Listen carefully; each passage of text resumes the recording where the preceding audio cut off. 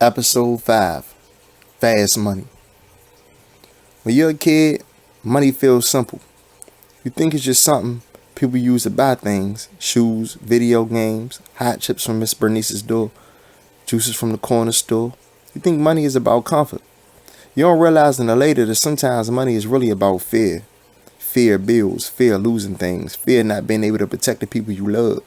And when money becomes about fear, people start making decisions they normally wouldn't. It started with a phone call. I wasn't supposed to hear it. My mother thought she was being quiet in the kitchen, but in the 3-bedroom apartment with thin walls, quiet didn't really exist. "I know," she said softly. There was a long pause. "I'm trying." Another pause. Her voice got tighter. "I just need until Friday." Something about the way she said it made my stomach twist. Adults think kids don't notice things, but when you grow up watching people struggle, you learn how to read the air in a room. I stopped writing. Cece was watching TV on the couch. Baby Tay sat on the floor dismantling the toy car like he was trying to understand how the world worked.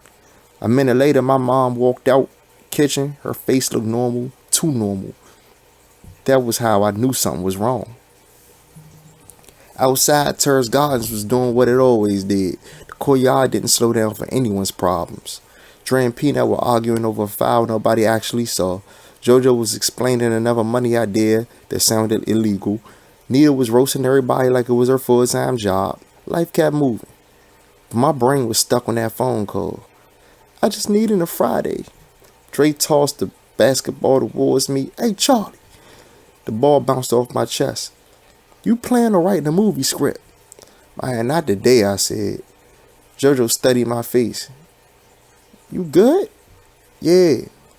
Even as I said it, I knew it wasn't true. Because when something's wrong at home, everything outside feels different. But when it looks the same. Later that afternoon, the sound of bass rolled into the courtyard. Deep, heavy. Everybody turned. Manny's cranny green 96 Impala slid slowly into the parking lot. Chrome spinners turning in the sunlight.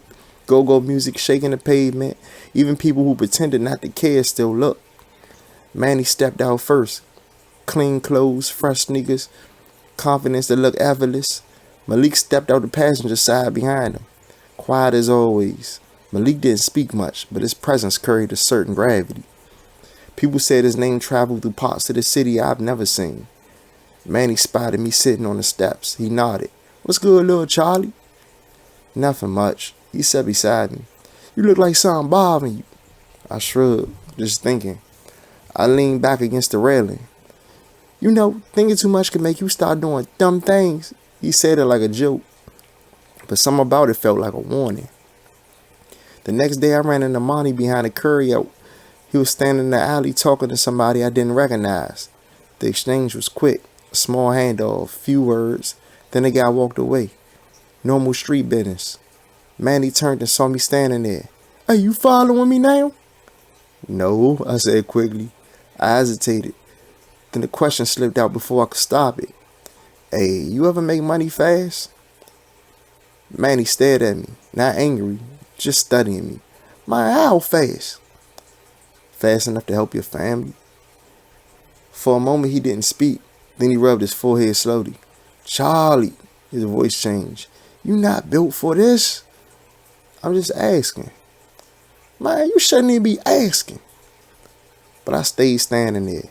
Because when you're 15 and worried about your mother struggling, your brain starts convincing you that certain risks might be worth it. Manny looked around the alley, then back at me. "Man, this ain't what you think it is," he said quietly. "I know." "No, you don't." He reached into his pocket, put out a small bag, held it up. "Hold this for a couple hours," he said. "Somebody coming by later." My heart started racing. "How much?" "Don't worry about that." He stepped closer. "But listen to me carefully." His voice lowered. "This ain't fast money. This is slow consequences." Then he handed it to me anyway. Everything felt different after that. The courtyard looked the same. Kids playing, music blasting, Jose fixing something broken, Miss Sheila yelling at somebody about parking. But suddenly, every sound felt sharper. Every police siren in the distance made my stomach twist. Every passing car looked suspicious. I kept touching my pocket, checking the bag like it might disappear. Trey noticed immediately. "You acting weird." "Man, I'm fine." "You look like you swallowed a hornet." I said I'm fine, but nothing about it felt fine. Because deep down I knew something. I knew I shouldn't be holding it. I knew God probably didn't want me anywhere near it. And that made the weight in my pocket feel heavier than it actually was. Near sunset, the guy showed up. He didn't look like someone from TERRACE Gardens. That made everything worse. Manny handed the exchange quickly. 2 minutes, maybe less. Then he handed me a folded stack of cash. "Man, go on," he said. I looked down. It was more money than I ever held at one time. For 2 hours of doing almost nothing. And suddenly the trap made sense. Because when money comes that easy, it felt powerful. For a moment, you forget everything else. That night I handed the money to my mother. She frowned immediately. "Charlie, where did you get this?" My heart started pounding. Just helping somebody." She looked at me longer, the way mothers do when their instincts start whispering. "Charlie." "Yeah." She held the money up. "Where did you get this from?" The room got quiet. Maybe Tay stopped playing with his toy. Cece muted the TV, and suddenly the truth felt heavier than the money.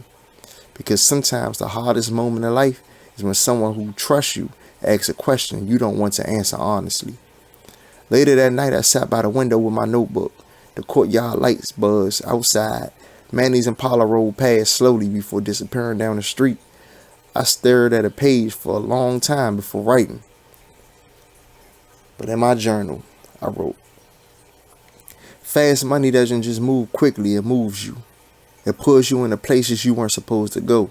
And sometimes the scariest part isn't getting caught. It's realizing you crossed a line you knew better than to cross. Maybe God doesn't always stop us from making mistakes. Maybe sometimes he lets us feel the weight of them, so we remember who we were supposed to be before the next decision comes." Episode 5, Fast Money.